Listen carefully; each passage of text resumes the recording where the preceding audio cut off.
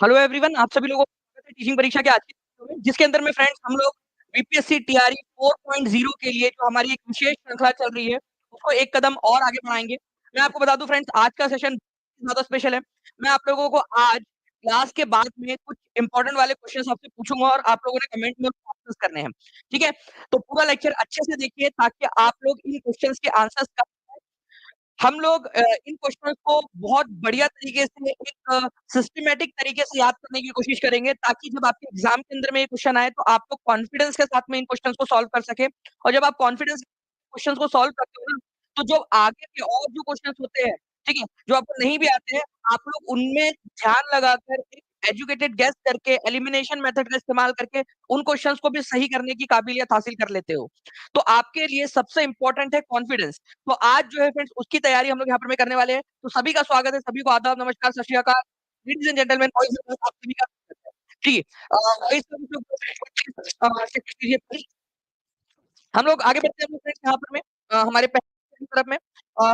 उससे पहले मैं यहाँ पर सभी जो है फ्रेंड्स यहाँ पर मैं 600 प्लस लोगों का यहाँ पर बहुत-बहुत शुक्रिया अदा करना चाहूँगा जिन्होंने पहले ही सेशन को जो है फ्रेंड्स लाइक कर दिया है, ताकि हमारे सेशन को यहाँ पर में एक एनर्जी मिल सके, सेशन को जो है एक बूस्ट मिल सके। प्लीज़ एक बार वॉइस का एक बार चेक कर लीजिए प्लीज़। चलिए, तो फ्रेंड्स हम लोग पहले क्वेश्चन की तरफ में आगे बढ़े। पहला क्वेश्चन आप लोगों का यहाँ पर में है, ठीक है? बेरिंग जलडमरू मध्य आर्कटिक महासागर को फ्लैंक के साथ जोड़ता है।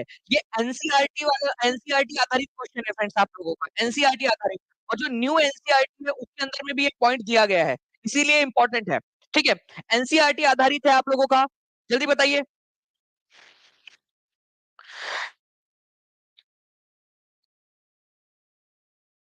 कभी-कभी 1 बजे का इंतज़ार सालों जैसा महसूस होता है।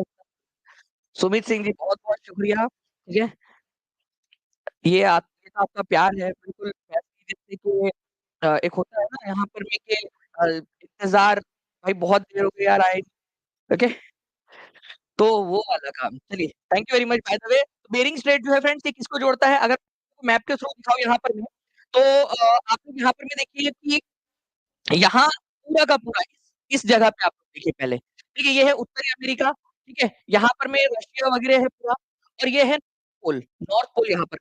और नॉर्थ पोल के आजू-बाजू में जितना भी पूरा पानी आपको दिखाई दे रहा है यहाँ पर, मैं आप और स्क्रीन को ज़ूम कर सकते हो आप लोगों की तरफ से भी, ठीक है? तो ये जो नॉर्थ पोल के आस-पास में आप लोगों को पानी दिखाई दे रहा है, ये पानी है आप लोगों का आर्कटिक महासागर, आर्कटिक महासागर, ठीक है? ये यूएसए, कनाडा और उसके भी ऊपर में और ये रशिया और यहाँ पर में यहाँ इधर साइड में जो है आपको ये जो आपको इधर में इसके नीचे में जो दिख रहा है, ये है प्रशांत महासागर। तो ये आर्कटिक महासागर, आर्कटिक ये याद रखना आप लोगों ने कौन-सा को आर्कटिक। तो आर्कटिक महासागर को ठीक है, आर्कटिक महासागर को प्रशांत महासागर से जो जोड़ रहा है ना ये छोटा-सा पानी का झरा, ठीक है? इसको हम लोग कहते हैं बेरिंग स्ट्रेट। क्या कहते हैं हम लोग? स्ट्रेट, बेरिंग जलडंबू मध्य, ठीक है? बेरिंग जलडंबू मध्य। ये आप लोगों ने याद रखना है। तो बेरिंग जलडमरू मध्य किसको-किसको जोड़ता है? वो जोड़ता है फ्रेंड्स यहाँ पर में जो आर्कटिक महासागर है आप लोगों का, आर्कटिक महासागर को आपका जोड़ता है ये आर्कटिक महासागर को प्रशांत महासागर से, ठीक है? ये यहाँ पर मैं पूरा का पूरा इस तरीके से, ठीक है? चलिए, तो ये एक इम्पोर्टेंट पॉइंट था फ्रेंड्स, आई होप आप लोगों ने इसको जो है समझ लिया होगा कि यहाँ पर मैं आप लोग देखिए पूरा आर्कटिक महासागर है और ये पूरा का पूरा जो है ये बेरिंग स्ट्रेट है, बेरिंग स्ट्रेट, ओके। चलिए, तो आई होप फ्रेंड्स जो है अब आप लोगों को जो है यहाँ पर में कोई दिक्कत नहीं आ रही होगी, जो आवाज़ का आपका इश्यू था वो सॉल्व हो चुका होगा, ठीक है?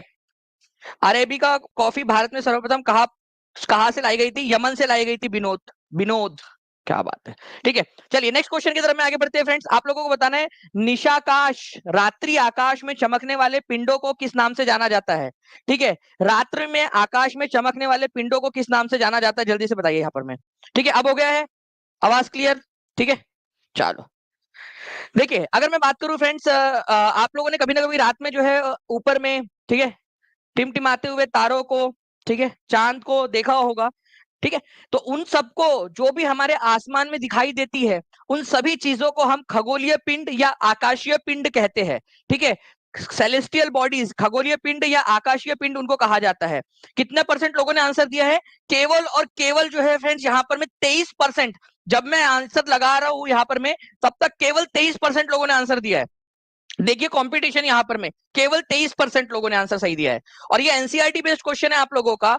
जो भी हम सेलेस्टियल बॉडीज, देखिए यहां पर में मान लीजिए ये आप हो या आपकी छोटी बहन है, आप लोग जो है ऊपर में तारों को देख रहे हो बचपन में, तो ये जो जितनी भी चमकदार चीजें आपको दिखती है रात में आसमान के अंदर में, उनको हम आकाशीय पिंड या खगोलीय पिंड के नाम से जानते हैं। ठीक है, आकाशीय पिंड कहीं आता है हिंदी में ट्रांसलेशन, या कभी खगोलीय पिंड आता है।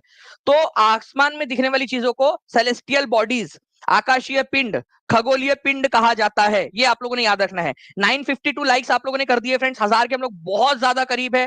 ठीक है, 1200 के करीब आप लोगों ने लाइव का नंबर भी पहुंचा दिया है। बहुत बहुत शुक्रिया आप लोगों का। आज का सेशन बहुत इंपॉर्टेंट है। मैं लास्ट में आपसे सवाल पूछने वाला हूं, सभी लोग तैयार रहिएगा। ठीक है, निम्न में से कौन सा बांध कृष्णा नदी पर बनाया गया है, जल्दी से बताइए। इंपॉर्टेंट क्वेश्चन है, और अगर मैंने इंपॉर्टेंट लिख दिया तो आप लोगों को पता है फ्रेंड्स कि ये आप लोगों के लिए इंपॉर्टेंट हो जाता है। कई बार मैंने प्रूफ करके दिखाया है आप लोगों को। ठीक है, प्रूफ करके दिखाया है कि अगर जहां जहां इंपॉर्टेंट लिखा हुआ है, मैंने वीडियो प्रूफ से आपको दिखाया कि वो क्वेश्चन एग्जाम के अंदर में आ गया। ठीक है, और ये कोई मैं ज्योतिषी या कोई इस तरीके की चीज नहीं है, वो एक एक्सपीरियंस है। जब बहुत ज्यादा आप भी जब बहुत लंबे समय तक पढ़ोगे या पढ़ाओगे आप लोग, ठीक है, इतना लंबा समय हो चुका है, 12-13 साल 14 साल के लगभग का पूरा अगर गिन लिया जाए, उससे पहले का भी समय, तो ये एक्सपीरियंस से आ जाता है। कृष्णा नदी पर बनाया गया जो बांध है फ्रेंड्स, उसका नाम क्या है? सबसे पहली बात तो हीराकुंड कौन सी नदी पर बनाया गया है, नागार्जुन सागर कौन सी नदी पर बनाया गया है, भाखड़ा नांगल कौन सी नदी पर है, और टिहरी बांध कौन सी नदी पर है। आप लोगों के यहाँ पर में 4 क्वेश्चन दिए गए हैं। ठीक है, तो चारों क्वेश्चन आप लोगों ने आंसर करने हैं। सबसे पहले अगर मैं बात करूं आप लोगों से फ्रेंड्स, इस पर्टिकुलर पॉइंट में, हीराकुंड बांध जो है आपका बनाया गया कहां पर में, एक एक करके आंसर करते जाएंगे आप लोग, सभी लोग। हर किसी ने कमेंट में आंसर करना है, हर किसी बच्चे ने। ठीक है, महानदी पर, महानदी पर बनाया गया है। ठीक है, महानदी के ऊपर में। नागार्जुन सागर बांध कहां बनाया गया बताएंगे आप लोग। भाखड़ा नांगल जो है फ्रेंड्स आप लोगों का सतलुज नदी पर बनाया गया है। ठीक है, सतलुज नदी के ऊपर में, ये भी एक इंपॉर्टेंट पॉइंट है आप लोगों का। ठीक है, सतलुज नदी के ऊपर में। और टिहरी बांध किसके ऊपर में बनाया गया आप लोगों का, कौन सी नदी है? टिहरी बांध भागीरथी नदी के ऊपर में। ठीक है, भागी भागी रथी नदी। ठीक है, भागीरथी नदी यही वही नदी है जो बाद में गंगा कहलाती है। ठीक है, उत्तराखंड में इसको भागीरथी नदी बोलते हैं आप लोग। ठीक है, भागीरथी जब अलकनंदा में मिल जाती है, भागीरथी और अलकनंदा नदी जब मिलती है, तब वहां से वो गंगा नदी कहलाती है आप लोगों की। ओके, चलिए, तो ये एक चीज याद रखना है आप लोगों ने। नागार्जुन सागर बांध जो है फ्रेंड्स, ये आप लोगों का कृष्णा नदी के ऊपर में बना हुआ है, आंध्र प्रदेश और तेलंगाना की बॉर्डर पर, कृष्णा नदी के ऊपर में, कृष्णा कृष्णा रिवर के ऊपर में। ये आप लोगों का आंसर था। तो इस तरीके से आप लोगों ने चारों के चारों पॉइंट्स यहाँ पर में देख लिए। इंपॉर्टेंट है, एग्जाम के अंदर में आप लोगों से पूछा जा सकता है, तो प्लीज इस पॉइंट को याद रखिएगा आप सभी लोग। ओके, चलिए, चारों के चारों लिख देना। मैं कोई भी पूछ सकता हूँ आप लोगों से लास्ट में, इनमें से। अब मैंने आपको पढ़ा दिया, अब मैं लास्ट में आप लोगों से इनमें से कोई भी पूछूंगा, तो सारे लोग पूरा लेक्चर ध्यान से देखेंगे लास्ट तक। ओके जी, तो आप देखिए फ्रेंड्स, यहाँ पर मैं आप लोगों की ये कृष्णा नदी है। ठीक है, कृष्णा नदी की सहायक नदियां कई बार पूछा जाता है, तो तुंगभद्रा कृष्णा नदी की सहायक नदी है। केवीएस 2018 में पूछा गया प्रश्न, भीमा नदी किसकी सहायक नदी है? भीमा कृष्णा नदी की सहायक नदी है, भीमा।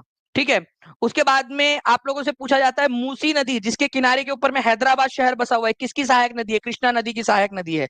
ठीक है, तो इस प्रकार से जो है फ्रेंड्स, ये जो इंपॉर्टेंट 3 नदियां, ये बार बार रिपीट करके पूछते हैं आप लोगों से। ओके, अब मैं आप लोगों को कुछ और इंपॉर्टेंट पॉइंट्स बताता हूं। मुझे आप बताइए कि इनमें से सबसे ऊंचा डैम कौन सा है? हाईएस्ट, हमारे भारत का अब तक का सबसे हाईएस्ट डैम कौन सा है? ठीक है, ओके, जल्दी बताइए। यहाँ पर मैं आप लोग फ्रेंड्स की सबसे हाईएस्ट, सबसे ऊंचा डैम कौन सा है? तो वो है आपका टेहरी डैम, भागीरथी के ऊपर में है। हीराकुंड डैम सबसे लंबा डैम है भारत का। ठीक है, हमारे भारत का सबसे पुराना डैम कौन सा है और कौन सी नदी के ऊपर में है, ये आप बताइए। मेट्टूर और कृष्णराज सागर हर किसी को याद होना चाहिए, हर किसी बच्चे को याद होना चाहिए, मेट्टूर और कृष्णराज सागर, क्योंकि ये एनसीईआरटी के अंदर में दिया हुआ है स्पेशली। ठीक है, ये दोनों कावेरी नदी पर बने हुए हैं। ठीक है, मेट्टूर और कृष्णराज सागर। मेट्टूर जो है आपका तमिलनाडु में है, और कृष्णराज सागर आप लोगों का कर्नाटक के अंदर में है। वैसे कल्याणाई भी कावेरी में है, लेकिन मेट्टूर और कृष्णराज सागर ज्यादा इंपॉर्टेंट हो जाते हैं आप लोगों के। और इसके अलावा एग्जामिनर का personal favourite, Indira Sagar dam.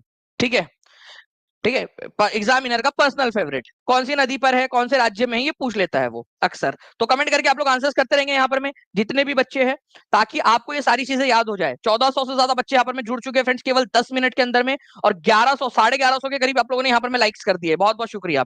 अब एक बहुत ही इंपॉर्टेंट वाला क्वेश्चन, ये क्वेश्चन आप लोगों का फ्रेंड्स, ठीक है, यूटेट यूपी टेट, ठीक है, बीपीएससी प्रीलिम्स, आप लोगों के इन 3 एग्जाम्स में मैं अब तक तो देख चुका हूं, ठीक है। इसके अलावा आप लोगों के एसएससी और इन सारी एग्जाम्स के अंदर में भी मल्टीपल टाइम्स ये क्वेश्चन आप लोगों का पूछा जाता है। Which of the following ultraviolet rays is most dangerous, इनमें से कौन सी है? मैं आपको चैलेंज करता हूं कि इसका आंसर करके बताइए आप लोग, इनमें से कौन सी सबसे ज्यादा जो है वो डेंजरस है। देखते कितने परसेंट लोग आंसर कर पाते हैं। देखिए अल्ट्रावायलेट रेज जो है फ्रेंड्स, ये सूरज से निकलने वाली जो विकिरण है, ठीक है, आप लोगों की अल्ट्रावायलेट रेज, यूवी रेज जिसको बोलते हैं, उन्हीं का, ठीक है, सब क्लासिफिकेशन है। मतलब यूवी रेज को हमने और 3 भाग में बांट दिया है, ए, बी और सी, इस तरीके से बांट दिया है हम लोगों ने। तो अब बताइए इनमें से सबसे ज्यादा खतरनाक कौन सी है? अक्सर क्वेश्चन पूछा जाता है एग्जाम के अंदर में आप लोगों का, ठीक है। देखिए सबसे जो कम स्ट्रांग है, ठीक है, सबसे कम स्ट्रांग है वो है ए, ठीक है, बहुत वीक है, ये वीक है, लेकिन ये क्या करती है, इसको सोख नहीं पाता हमारा ओजोन, और वो जो है वो आ जाती है। जैसे यहाँ पर मैं आप लोग देखिए, जो हमारी ए है ना, ये यहाँ पर मैं आप लोग देख पा रहे होंगे, ये ए है, जो मैं अभी बना रहा हूँ ये ए है, ठीक है। आप लोग देखिए ओजोन ने इसको रोक नहीं पाया, ओजोन इसको रोक नहीं पाया, और ये पूरी की पूरी हमारी पृथ्वी की सतह तक पहुंच गई। ए वीक है, ठीक है। उससे ज्यादा बीच में थोड़ी सी स्ट्रांग में आती है आप लोगों की बी, ठीक है, बी, ये थोड़ा रोक लेती है और थोड़ा जो है जाने देती है अंदर में। ये यहाँ पर मैं आप खुद ही देख लीजिए, ठीक है, थोड़ा रोक लिया थोड़ा जाने दिया। और ये जो है आप लोगों का अल्ट्रावायलेट रेज सी सबसे ज्यादा खतरनाक, और भला हो ओजोन लेयर का जो इसको रोक लेती है पूरी तरह से। अगर ओजोन लेयर यूवी सी को ना रोके तो फिर जिंदगी यहां पर में आबाद नहीं हो सकती, क्योंकि सबसे खतरनाक है सी, ठीक है, यूवीसी। सी से देखो सी, स, क, ठीक है, किल, ऐसा याद रख लेना है, क्योंकि ये किल कर देंगे आप लोगों को, पूरा का पूरा किलर है ये, ओके। तो यूवीसी सबसे ज्यादा खतरनाक है, लेकिन भाई एक थैंक यू यार ओजोन लेयर को भी बनता है आप लोगों का, ठीक है, सार्वजनिक तौर पर, कि भाई ओजोन, क्योंकि कई बार होता है ना जिंदगी में हम थैंकफुल नहीं रहते, ठीक है, जो चीजें हमारे पास में है हम उनके लिए जो है वो ये नहीं रखते हम लोग कि भाई हम उनको क्या कर सकते हैं, यहाँ पर में हम उनको हमारी तरफ से जो है धन्यवाद दे सकते हैं, तो धन्यवाद नहीं देते हम लोग, ओके। तो ओजोन लेयर जो है वो अपने आप में एक हमारे लिए वरदान है हमारे जीवन के ऊपर में, तो थैंक यू ओजोन लेयर, ठीक है। तो यूवीसी को पूरी तरह से रोक लेती है वो, सबसे खतरनाक। तो चलिए अब आप लोग जो है इसमें आंसर लगाइए, और मैं आप लोगों को बोलता हूं एक क्वेश्चन रीजनिंग का, कि आपने क्या करना है, ठीक है, स्ट्रॉन्ग से लेकर वीक के तरफ में अरेंज करना है इसको, स्ट्रॉन्ग से वीक के तरफ में अरेंज करना है। बताइए, स्ट्रॉन्ग से वीक की तरफ में अरेंज करना है। यहाँ पर मैं देखिए लक्ष्मी जी ने थैंक्स ओजोन भी बोल दिया, थैंक यू ओजोन लेयर। अब मैं कुछ और बातें आप लोगों को बताना चाहूंगा। देखो अगर आप लोग अच्छे से पढ़ोगे तो मैं आपको बहुत सारी चीजें पढ़ाऊंगा। ओजोन लेयर हमारे लिए जरूरी है, ये आप लोग समझ गए, ठीक है। ओजोन लेयर हमारे लिए जरूरी है, ये चीज आप लोग समझ गए। ये बता देना स्ट्रॉन्ग से लेकर वीक तक का, ठीक है, क्रोनो ऑर्डर लगा देना आप लोगों ने, बहुत सारे बच्चे लगा रहे हैं, बहुत अच्छी बात है, ठीक है। अब मैं आप लोगों को बता दूं कि ये ओजोन लेयर हमारे लिए जरूरी है। ओजोन लेयर खत्म हो गई तो आप लोग समझ गए कि भाई हमारा जो है सुपड़ा साफ हो जाएगा यहाँ से पृथ्वी से। हमारा क्या मतलब, बाकी लोगों का भी हो जाएगा, बाकी जो पेड़ पौधे और जानवर है उन लोगों का भी, ठीक है, जो सिर्फ समुद्र के अंदर में गहराइयों में रहने वाले जो जानवर है वही बच पाएंगे। अब देखो ध्यान से आप लोग, हम लोगों को अकल आई, ठीक है, कब आई अकल हम लोगों को? हमारी अकल दाढ़ निकली 1985 के अंदर में, ठीक है, 1985 के अंदर में वियना कन्वेंशन जो हो रहा था, वियना, ठीक है, वियना कन्वेंशन, उसके अंदर में हम लोगों ने क्या किया 1985 में, हम लोगों ने सोचा कि भाई यार ये तो गड़बड़ हो रही है, ठीक है, ये तो गड़बड़ हो गई, हमको कुछ ना कुछ करना पड़ेगा। तो वियना कन्वेंशन के अंदर में एक स्टेज तैयार हुआ कि बोले हम लोग क्या करते हैं, 2 साल बाद मिलते हैं मॉन्ट्रियल प्रोटोकॉल करके, ठीक है। 2 साल बाद 1987 के अंदर में बोला कि हम लोग सब लोग मिलते हैं, सब अपना अपना ड्राफ्ट लेकर आओ कि क्या हम लोग कर सकते हैं, और इन्होंने बनाया मॉन्ट्रियल प्रोटोकॉल। मॉन्ट्रियल कौन सा वाला protocol? Montreal, Montreal protocol, protocol. मैं टीम से रिक्वेस्ट करूंगा कि मॉन्ट्रियल प्रोटोकॉल के ऊपर में क्वेश्चन डाल दिया जाए, ठीक है। मैं मेरे प्यारे प्यारे बच्चों से क्वेश्चन पूछना चाहता हूँ, क्योंकि 14 मिनट में 1600 1650 प्लस लाइव इन्होंने कर दिया है, 1300 से ज्यादा लाइक कर दिए। जल्दी से फ्रेंड्स इस क्वेश्चन के खत्म होते होते 1500 प्लस कर देंगे आप सब लोग लाइक्स, ठीक है। तो मॉन्ट्रियल प्रोटोकॉल जो है फ्रेंड्स ये साइन होता है आप लोगों का 16 सितंबर, ठीक है, सितंबर, ठीक है, 1987 में, ओके।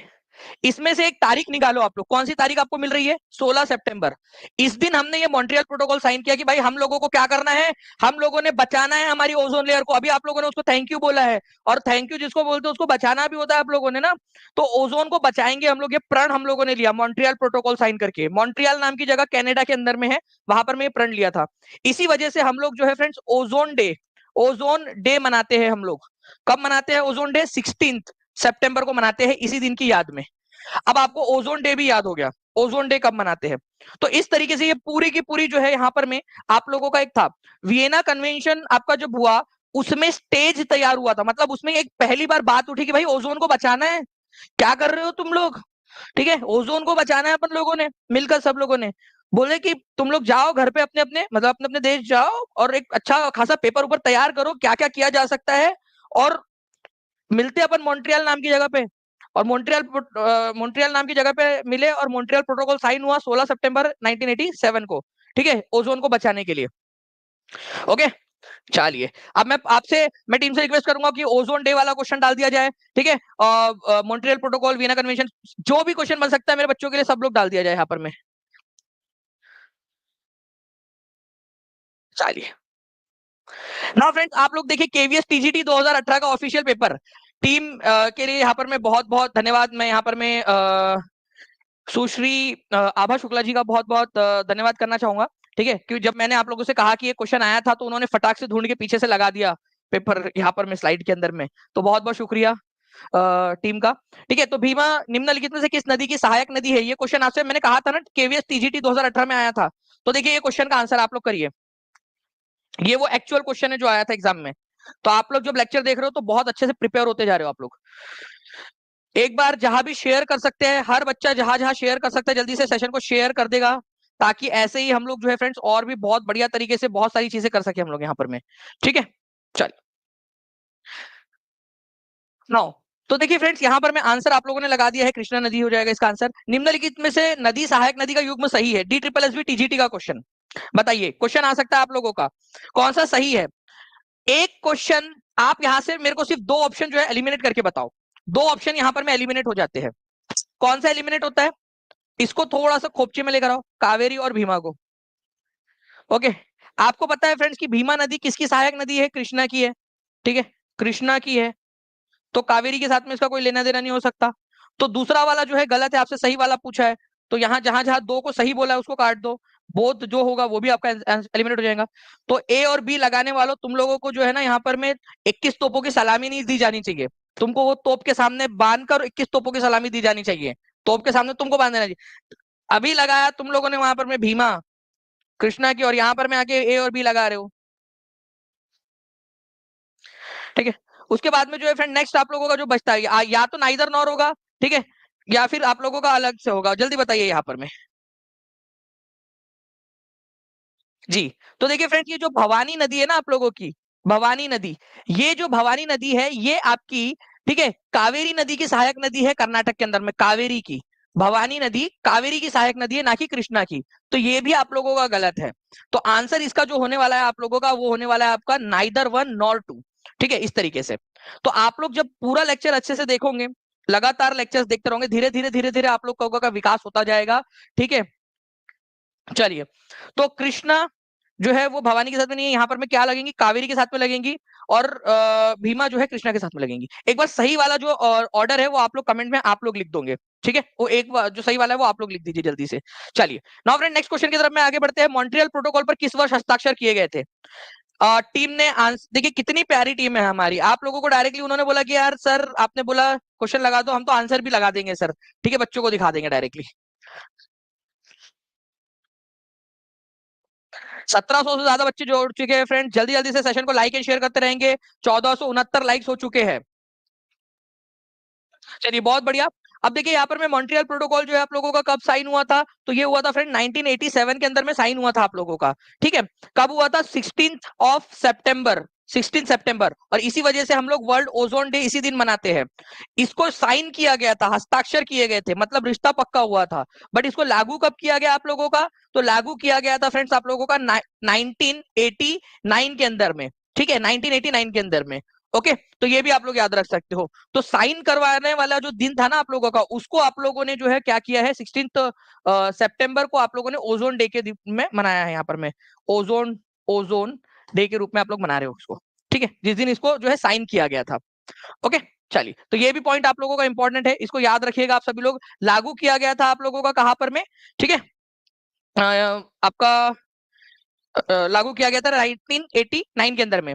अब एक चीज और है आप लोगों की, अगर आप लोग थोड़ा सा जानना चाहते हो, ठीक है, इसके बारे में, ठीक है, जैसे मैं देख रहा हूँ यहाँ पर मैं मनीष सिंह कौशिक जी ने एक यहाँ पर मैं उन्होंने लागू वाली बात कही, तो मैं उसको एक कदम और आगे बढ़ाता हूँ यहाँ पर मैं, एक टाइप का मुशायरा टाइप का कि लोग एक और कदम आगे बढ़ाते हैं। मैं आपको बता दूं इसके अंदर में देखो क्या हुआ था, मॉन्ट्रियल प्रोटोकॉल कब साइन हुआ?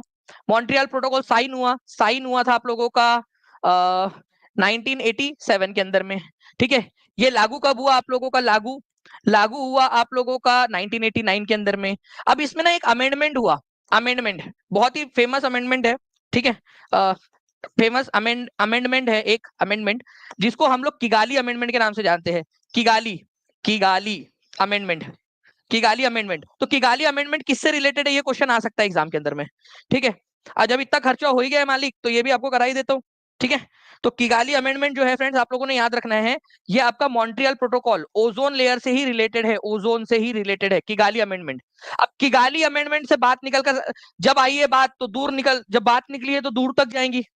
किगाली कहां पर में है बताओ जल्दी से, किगाली किसकी राजधानी है? ठीक है, किगाली किसकी राजधानी है, बस जल्दी बताएंगे आप सभी लोग। तो किगाली जो है फ्रेंड्स, ये है रवांडा की राजधानी, ठीक है। किसकी है? रवांडा, रवांडा, अफ्रीकन देश एक रवांडा, उसकी राजधानी किगाली। तो ये अमेंडमेंट हुआ कब था, ये भी क्वेश्चन बनता है, ठीक है। इसकी बहस का अंदाज पूरा इसको करते हैं अपन इसका, ठीक है। ईयर कौन सा था, ये भी क्वेश्चन आ सकता है। तो ईयर जो है फ्रेंड्स, ये था 2016 किगाली अमेंडमेंट का। तो किगाली अमेंडमेंट कौन से साल किया गया था आप लोगों का? 2016 के अंदर में। अमेंडमेंट में क्या बोला भाई? बोले यार मॉन्ट्रियल प्रोटोकॉल जो हमने बनाया था अच्छा किया, लेकिन उसमें कुछ सुधार करना चाहिए, और चीजों को जोड़ना चाहिए जो ओजोन को बचाने में मदद करेगी। जैसे सीएफसीज है, क्लोरोफ्लोरोकार्बन, हाइड्रोक्लोरोकार्बन, आप लोगों का हेलोन्स, ये सारी चीजें जो है ओजोन को डिप्लीट कर रही है। बट और भी बहुत सारी चीजें जो ओजोन को डिप्लीट करती है, उनको भी रेस्ट्रिक्टेड जोन में जोड़ दो कि उनका भी इस्तेमाल करने से रोका जाए, और ज्यादा ओजोन को बचाने में हमारे को मदद मिले, ठीक है। तो किगाली अमेंडमेंट ने मॉन्ट्रियल प्रोटोकॉल को और ज्यादा मजबूत बनाया। बहुत बार आता है किगाली अमेंडमेंट किस चीज से है यहाँ पर में। चलिए आगे बढ़ते हैं हम लोग यहाँ पर में नेक्स्ट क्वेश्चन की तरफ में। अरे ये मॉन्ट्रियल प्रोटोकॉल निम्नलिखित में से किस पर्यावरण मुद्दे से संबंधित करने के लिए हस्ताक्षर किया गया था, बताइए। बताओ मॉन्ट्रियल प्रोटोकॉल किस चीज से रिलेटेड है? Tropospheric ozone pollution, depletion of ozone in the stratosphere, ठीक है, ग्लोबल वार्मिंग, एसिड रेन। तो आप लोगों को पता है फ्रेंड्स कि हमारे यहाँ पर में क्या हो रहा था कि जो ओजोन जो है आप लोगों का, ठीक है, जो डिप्लीट हो रहा था, ओजोन का जो खत्म हो रही थी, ओजोन की जो ओजोन है आपकी, ठीक है, वो खत्म हो रही थी। एक्चुअली क्या होता है ना, ओजोन जो है वो O3 है आपका, ठीक है। और क्लोरीन क्या करता है ना, क्लोरीन आप लोगों का, क्लोरीन जो है ये टूट कर ओजोन जो अल्ट्रावायलेट रेज है वो क्लोरीन को तोड़ती है, ठीक है। और यहाँ पर में जो है या आपकी जो सीएफसीज वगैरह है वो क्लोरीन को तोड़ती है, और क्लोरीन जो है वो क्या करता है, क्लोरीन मोनोऑक्साइड बना देता है, क्लोरीन मोनोऑक्साइड। और यहाँ पर में यहाँ बन जाता है O2, ठीक है। देखो ये आया कहां से, ये वाला O कहां से आया और ये O2 कहां से आया? ये आया है O3 से, ये हमारा ओजोन था। तो एक O चला गया इसके पास, ठीक है, और ये चला गया इसके पास में, मतलब ये तीन बहनें थी O3, ठीक है। उनमें से क्लोरीन ने क्या किया, एक बहन को जो है, ठीक है, उसको प्रपोज करके उसको अपने साथ लेकर चला गया, और ये लोग दोनों O2 बच गए केवल। तो ये क्लोरीन जो है ना, क्लोरोफ्लोरोकार्बन, जो आप लोग एसी चला रहे हो, जो आप लोग जो है एरोजोल्स वगैरह का इस्तेमाल कर रहे हो, वहां से निकला ये क्लोरीन, ये खराब बच्चा है, ठीक है। तीन बहनों के बीच में उसने दरार डाल दिया, यहाँ पर में दो बहनें जो है वो बच गई, एक बहन जो है इनके साथ चली गई क्लोरीन के साथ में, क्लोरो मोनोऑक्साइड बन गया यहाँ पर में। ओके चलिए, चलो यार आगे बढ़ते हैं हम लोग। ओके बहुत सारे कन्वेंशन है, अगर आप बोलोगे तो सारे कन्वेंशन आपको पढ़ा दूंगा, ठीक है, ठीक है। चलिए, अरे ओजोन परत के संरक्षण के लिए कौन सा पर्यावरण सम्मेलन हुआ था? Stockholm convention, Montreal, Basel, Vienna, ठीक है। यहाँ पर मैं कन्वेंशन बोला है भाई लोग, हाँ ये याद रखना है आप लोगों ने, प्रोटोकॉल नहीं बोला है, कन्वेंशन बोला है। तो कन्वेंशन बोला है तो प्रोटोकॉल लगाने की जरूरत नहीं है, ठीक है। तो आप लोगों से बोला ही है कन्वेंशन, कन्वेंशन, ठीक है, कन्वेंशन बोला है आप लोगों से, सम्मेलन। तो सम्मेलन जो है वो प्रोटोकॉल था आपका, ठीक है। प्रोटोकॉल मतलब उसके ऊपर में हस्ताक्षर हुए थे कि क्या क्या चीजें करेंगे। सम्मेलन जो है वो तो वियना में हुआ था ना आप लोगों का 1985 के अंदर में, ठीक है। तो डी आंसर होगा इसका, ये याद रखना है आप लोगों ने। ये आप लोगों का मॉन्ट्रियल प्रोटोकॉल था, कन्वेंशन हुआ था, वियना कन्वेंशन, उसके लिए। ठीक है, 1980 जो है फ्रेंड्स यहाँ पर में 85 के अंदर में हुआ था आप लोगों का। ओके, और ये फोर्स में आया था 1988 के अंदर में, वियना कन्वेंशन। किगाली संशोधन किस पर्यावरण संबंध से रिलेटेड है, बताइए। ओके, तो किगाली संशोधन किस पर्यावरण संबंध इससे रिलेटेड है आप लोगों का? किगाली संशोधन मॉन्ट्रियल प्रोटोकॉल को संशोधित करने से रिलेटेड है। किगाली संशोधन का ईयर आप लोग लिखेंगे। ठीक है, किगाली कौन से देश की राजधानी है, ये आप लोग लिखोगे। ठीक है, कौन से देश की राजधानी है? जिस बच्चे ने पूरा अच्छे से लेक्चर देखा है, 1850 बच्चे देख रहे हैं, 1650 से ज्यादा आप लोगों ने लाइक्स कर दिए फ्रेंड्स। ठीक है, तो जो बच्चा अच्छे से देखेगा वो आगे बढ़ेगा। नाउ नेक्स्ट क्वेश्चन जो है आप लोगों का, ओजोन होल का मतलब क्या होता है? ओजोन होल का मतलब, ठीक है, जल्दी बताइए, ओजोन होल का मतलब क्या होता है आप लोगों का? और ये आप देख सकते हो फ्रेंड्स, ये क्वेश्चन आपके एग्जाम में आया था, और ये टीचिंग परीक्षा के जो आपको ई बुक दी है उसके ऊपर में भी अवेलेबल है आपके। टीचिंग परीक्षा का जो कोर्स था उसके अंदर में आपका जो आपको e book, premium e book दी गई है आप लोगों को। ठीक है, आपको 65 पेपर्स दिए गए, उनके अंदर में अवेलेबल है आप लोगों के लिए ये। ठीक है, ये क्वेश्चन आपका है ना। तो जो बच्चा अच्छे से पढ़ेगा, टीचिंग परीक्षा के कोर्स का अच्छे से इस्तेमाल करेगा, उसका सिलेक्शन पक्का है। अब लड़ाई रैंक की है, रैंक बूस्टर आप लोगों के लिए इसीलिए लॉन्च भी किया है आप लोगों का। तो ओजोन, ठीक है, देखिए ओजोन डिप्लीशन, ओजोन होल का मतलब ऐसा नहीं है कि ओजोन था और यहां से जो है आपका एक होल बन गया और यहां से जो है वो पूरा का पूरा ऐसा बाहर आ जा रहा है, नहीं। ओजोन, ओजोन होल का मतलब है कि ओजोन की जो परत है, ठीक है, वो किसी जगह के ऊपर में क्या हुई है, पतली हो गई है। ठीक है, यहां पर में वो पतली हो गई थोड़ी सी। ठीक है, बाकी के मुकाबले में मान लीजिए ये है, और यहां पर में थोड़ा सा वो पतली हो गई है, बाकी के मुकाबले में पतली हो गई है। पूरा होल नहीं हुआ है, पतला हो गया है वो। ओजोन की मोटाई को कैसे मापा जाता है? थिकनेस को, ओजोन की थिकनेस को किसमें मापा जाता है, ये अपने आप में क्वेश्चन है। ओजोन की थिकनेस कोई बता सकता है मुझे? ओजोन की थिकनेस को मापा जाता है डॉप्सन यूनिट के अंदर में। डॉप्सन, डॉप्सन, ठीक है, डॉप्सन यूनिट के अंदर में। अब जो डॉप्सन यूनिट है, ठीक है, उसका मतलब होता है 100 mm, 100 mm। ठीक है, मतलब देखिए यहां पर में ऐसा होता है, 1 mm का मतलब होता है 100 डॉप्सन यूनिट, 100 डॉप्सन यूनिट। ठीक है, 1 मिलीमीटर का मतलब होता है 100 डॉप्सन यूनिट आप लोगों का। तो डॉप्सन यूनिट के अंदर में मापा जाता है इसको। तो जब उसकी थिकनेस डिक्रीज होती है ना, उसका मतलब होल है। होल मतलब ऐसा नहीं है यहाँ पर में कि पूरा छेद कर डाला आप लोगों ने उसके आर पार। उसका मतलब ये है यहाँ पर में आपका कि उसकी थिकनेस कम हो गई है, उसकी मोटाई कम हो गई है। तो ओजोन होल का मतलब होता है उसकी थिकनेस का कम होना। ये याद रखेंगे आप लोग, B is the correct answer यहाँ पर में। ओके, क्लोरोफ्लोरो गैस आप लोगों के, हाइड्रोक्लोरो गैसेस है आप लोगों की, इसके अलावा और भी बहुत सारी गैसेस है जिस जो इसका कारण बनती है आप लोगों की। ठीक है, मैं आपको और भी एग्जाम्स के क्वेश्चन कराऊंगा, बट उससे पहले मैं आपको बता दूं फ्रेंड्स कि 28 जुलाई तक जितने भी बच्चे थे, 28 जुलाई रात 12 बजे तक जितने भी बच्चों ने जो है टीचिंग परीक्षा के 4.0 कोर्स के अंदर में एनरोल कर लिया था, उन सभी को फ्रेंड्स हम लोगों ने अपग्रेड कर दिया है आप लोगों का।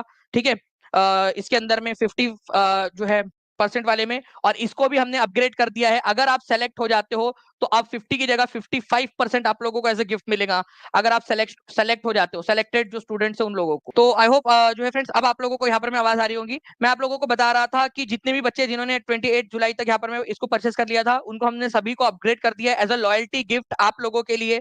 ठीक है, जितने भी लॉयल स्टूडेंट्स है टीचिंग परीक्षा के साथ में पढ़ रहे हैं। ओके, और साथ ही साथ एक लास्ट मौका भी आपको दिया था 29, ठीक है, 30 और 31 के अंदर में आप लोगों को उसको ज्वाइन करने का, जिसके अंदर में आज लास्ट डे है आप लोगों का। ठीक है, आप लोगों को जो है फ्रेंड्स एक तो 50% ऑफ मिल जाएगा, 50% टारगेट 50 करके आप कोड का इस्तेमाल कर सकते हो, टारगेट 50। ठीक है, और उसमें अगर आप सेलेक्ट होते हो तो 40% फीस आपकी रिफंड हो जाएगी। साथ ही साथ एक और कंपटीशन में आप लोग एनरोल हो जाओगे अगर आप टॉप 100 में आते हो। ठीक है, क्योंकि पूरी लड़ाई यहाँ पर में हमारी इसके अंदर में है कि टॉप 100 में आपको लेकर आना है। अगर आप टॉप 100 में आ जाते हो तो आपकी full fees as a gift आपको रिफंड हो जाएगी, और एक लैपटॉप जो है फ्रेंड्स वो भी आप लोगों को जो है वो गिफ्ट के रूप में दिया जाएगा, अगर आप टॉप 100 में आते हो, जिस भी कैटेगरी के अंदर में आप लोग कर रहे हो, जिस भी कैटेगरी में आप कर रहे हो यहाँ पर में। ठीक है, उषा कुमारी जी एक बार ऐप को अच्छे से एक बार चेक करिए, जितना भी कोई भी अगर दिक्कत आ रही है ऐप के अंदर में तो आप टीम को कॉल करके या व्हाट्सएप करके कर सकते हो। टीचिंग परीक्षा की एक बड़ी पहल आप लोगों के लिए है फ्रेंड्स। ठीक है, स्कोर बूस्टर सीरीज आप लोगों की, स्कोर बूस्टर। ठीक है, ये जो स्कोर बूस्टर है इसके अंदर में 1 सितंबर से लेकर 20 सितंबर तक आप लोगों को बहुत सारी चीजें जो है हम लोग करवाने वाले हैं आप लोगों के लिए, जितने भी आपके पेपर के क्वेश्चन हुए हैं उनको। ठीक है, ओके, हम उसको करवाने वाले आप लोगों को सीरीज ऑफ क्वेश्चंस आप लोगों के रहेंगे, ताकि आप लोग हर एक तरह के क्वेश्चन से परिचित हो सके। तो वो 600 रुपए का जो कोर्स है आप लोगों का फ्रेंड्स, उसको भी हम लोगों ने जितने भी बच्चे थे 28 जुलाई तक उनको फ्री ऑफ कॉस्ट एनरोल कर दिया है उसमें। 31 जुलाई तक भी जो बच्चे परचेज करेंगे उनको भी ऐड कर दिया जाएगा उसके अंदर, ठीक है, फ्री ऑफ कॉस्ट। अदरवाइज आप बाद में जाकर 600 रुपए का भी खरीद सकते हो, आपकी मर्जी है वो, ठीक है। चलिए, तो ये सारी चीजें, आज लास्ट डे है, टारगेट 50 इस कोड का इस्तेमाल कर पाते हो आप लोग, कर सकते हो आप लोग, ठीक है। चलिए आगे बढ़ते हैं हम लोग फ्रेंड्स। ओजोन डिप्लीशन, ओजोन क्षरण क्या होता है, किस कारण, कारक के बढ़ने के कारण ओजोन क्षरण होता है? Water vapour, oxygen, chlorofluorocarbon, more than one of the above, none of the above. तो देखिए ओजोन जो है फ्रेंड्स, इसके, ठीक है, बढ़ने का कारण आप लोगों, मतलब ओजोन के क्षरण का या ओजोन की जो परत है उसके घटने का कारण क्या है? तो कई सारे कारण हो सकते हैं आप लोगों के, कई सारे कारण हो सकते हैं। उनमें से जो है फ्रेंड्स कुछ कारण आप लोगों को मैं यहाँ पर मैं बता देता हूँ। एक तो आप लोगों का क्लोरोफ्लोरोकार्बन है, ठीक है, सीएफसी जिसको बोलते हैं आप लोग, इसका आंसर हो जाएगा सीएफसी। 90% लोगों ने आंसर दिया है। लेकिन फ्रेंड्स केवल यही नहीं है, ठीक है, जो ओजोन की जो मॉलिक्यूल है आपका O3, उसको तोड़ने में, ठीक है, जो क्लोरीन होती है आपकी, उसमें कई सारे जो है आप लोगों के चीजें इन्वॉल्व है, ठीक है। क्लोरोफ्लोरोकार्बन जो है सीएफसी, तो एक मेन कॉज है ही, ठीक है, जो ओजोन की परत को पतला कर रहा है या उसको जो है वो कमजोर कर रहा है। इसके अलावा भी है आप लोगों के, मैं आप लोगों को बताता हूँ यहाँ पर मैं कौन कौन हो सकता है। एक तो सीएफसी हो जाता है, और एक है आप लोगों का हाइड्रोक्लोरो क्लोरोफ्लोरोकार्बन भी आपका, ठीक है, HCFC, हाइड्रोक्लोरोफ्लोरोकार्बन भी हो जाता है आपका, हाइड्रोक्लोरोफ्लोरोकार्बन। एक होता है हेलोन्स आप लोगों का, हेलोन्स, ठीक है, हेलोन्स, ओके। ये फायर एक्सटिंग्विशर जो होते हैं ना आप लोगों के, जो अग्नि बुझाने वाले जो यंत्र होते हैं, उनके अंदर में पाया जाता है ये आप लोगों का। इसके अलावा जो है friends methyl bromide, methyl bromide, methyl, ठीक है, मिथाइल ब्रोमाइड, ब्रोमाइड जो है आप लोगों का, ये भी आप लोगों का पेस्टिसाइड्स में, जो आपके पेस्टिसाइड्स होते हैं, कीटनाशक होते हैं जो खेतों में डालते हैं, उसमें भी वो भी आपका इसमें योगदान देता है, ठीक है, ओजोन को पतला करने में। तो सीएफसी के साथ में HCFC भी है, हाइड्रोक्लोरोफ्लोरोकार्बन, ठीक है, हेलोन्स है आपका, फायर एक्सटिंग्विशर में पाया जाता है, अग्नि बुझाने वाले यंत्रों के अंदर में, ठीक है। और मिथाइल ब्रोमाइड जो है आप लोगों का पेस्टिसाइड में पाया जाता है, ये भी एक तरीके का कारक है ओजोन को पतला करने के अंदर में, ठीक है। चलिए, नाउ फ्रेंड्स, एक बहुत ही सुंदर सा कमेंट आया कल रात वाली क्लास में, कल रात में मैं क्लास ले रहा था उसके अंदर में, तो मैं आप लोगों के साथ में शेयर करना चाह रहा था, ठीक है। बहुत ही सुंदर सा इन्होंने एक मैसेज किया, और मैं मतलब दिल से बहुत ज्यादा शुक्रगुजार हूँ इनका, ठीक है। इतने प्यारे से, कविता राय इनका नाम है, पेड क्लास के अंदर में उन्होंने कमेंट किया था कि सर एक रिक्वेस्ट है, मैंने और मेरे हस्बैंड ने नोटिस किया है आपको बहुत ज्यादा माउथ अल्सर होते हैं, ठीक है, दिस इज जस्ट बिकॉज आपका meal schedule is not proper, खाना खाने का शेड्यूल नहीं है, just because of sir us sir, you can just allow me to help you by sending you Ayurvedic medicine which will help you 100%। I don't need your cell number, your address, but I need your official address, that is studio address, just to send you medicine, and it is 100% guaranteed, it is just to repay you my respect for you। सो बहुत बहुत शुक्रिया कविता राय जी, अगर आप देख रहे हो तो मैं आपका बहुत बहुत शुक्रिया अदा करना चाहूंगा यहाँ पर मैं, कि आप इतने प्यारे, और मैं इस चीज के लिए भी बहुत आभार व्यक्त करता हूँ कि हमारे जो कोर्स के बच्चे हैं और यहाँ पर में भी बच्चे हैं, इतने प्यारे प्यारे बच्चे हैं, ठीक है, और इतना ज्यादा सोचते हैं, ठीक है। तो श्योरली बिल्कुल टीम आपसे कनेक्ट करेंगी, और बिल्कुल मुझे उसकी प्रॉब्लम होती है क्योंकि मैं लंबे लंबे समय तक पानी नहीं पीता हूँ, ये भी कारण है, ठीक है, जब मैं पढ़ा रहा होता हूँ। Okay, thank you very much. Okay, चलिए आगे बढ़ते हैं हम लोग फ्रेंड्स। यहाँ पर मैं आपको बताना है highest coal producing country in the world is, जल्दी जल्दी से बता देंगे आप लोग, जल्दी बताइए, highest coal producing country in the world is, ठीक है, विश्व में सबसे अधिक कोयला उत्पादन करने वाला देश कौन सा है? आप लोग जितने भी आपके दोस्त है, फ्रेंड्स, भाई बंधु है, उन सबको भी बता सकते हो कि आज जो है लास्ट डे है, ठीक है, इसके अंदर में एनरोल करने का, टीचिंग परीक्षा के उस कंपटीशन के अंदर में, तो सभी लोग जुड़ जाए। चाइना जो है फ्रेंड्स, ये हाईएस्ट कोल प्रोड्यूसिंग कंट्री है, ये याद रखेंगे आप सभी लोग, ठीक है। ये एनसीईआरटी के अंदर में भी दिया हुआ है आपका, और डायरेक्टली क्वेश्चन पूछा जा सकता है, ठीक है। बहुत ज्यादा कोयले का उत्पादन करता है चाइना आपका, ओके। तो इंपॉर्टेंट अपने आप में हो जाता है आपका। तो answer is option number C, China, ठीक है। चलिए, नेक्स्ट क्वेश्चन की तरफ मैं आगे बढ़ने से पहले मैं आप लोगों को एक मैप ये दिखाना चाहूंगा फ्रेंड्स, कंपैरिजन। चाइना है फिर इंडिया है, तो इंडिया और चाइना में आप देखिए कितना फर्क आ गया है, ठीक है, कितना ज्यादा यहाँ पर में एक डिस्टेंस है दोनों के बीच में। तो चाइना आपका जो है वो कोल उत्पादन, कोयले के उत्पादन में बहुत ज्यादा आगे है, ठीक है। चलिए, 1844 लाइक्स आप लोगों ने कर दिए, जल्दी जल्दी से सेशन को लाइक एंड शेयर करते रहेंगे आप लोग। नाउ इस क्वेश्चन का आंसर जिसने लगा डाला उसकी लाइफ झिंगा लाला, अभी कंटिनेंट पार्ट 5 5th नंबर की मैंने क्लास लिया अभी थोड़े दिन पहले आप लोगों से, परसों के दिन, ठीक है। उसके अंदर में मैंने इसके बारे में आपको बताया था, लेक सुपीरियर के बारे में, ठीक है। तो जल्दी बताओ लेक सुपीरियर के बारे में कौन से वाले कॉन्टिनेंट में है। मैं हर एक बच्चे से जानना चाहूंगा यहाँ पर, मैं जल्दी जल्दी से आंसर करिए, लेक सुपीरियर कहाँ पर में है। देखते हैं कितने लोग आंसर कर पाते हैं। चैनल को सब्सक्राइब भी करते रहेंगे फ्रेंड्स सभी।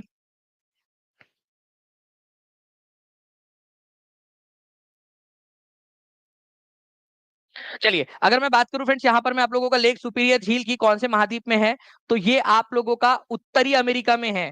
ना तो यूरोप में है, ना दक्षिण अमेरिका में, ना अंटार्कटिका में, ना एशिया में।